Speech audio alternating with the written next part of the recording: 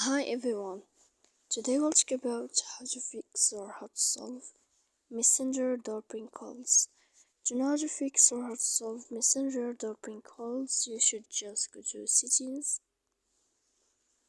After that, in this page, you click Apps, Default Apps, App Settings.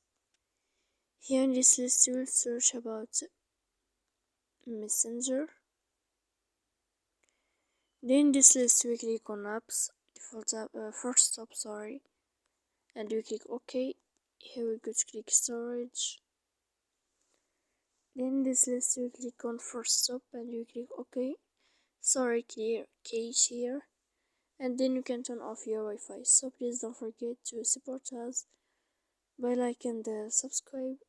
See you next time in another video, and thank you for your attention and your watching.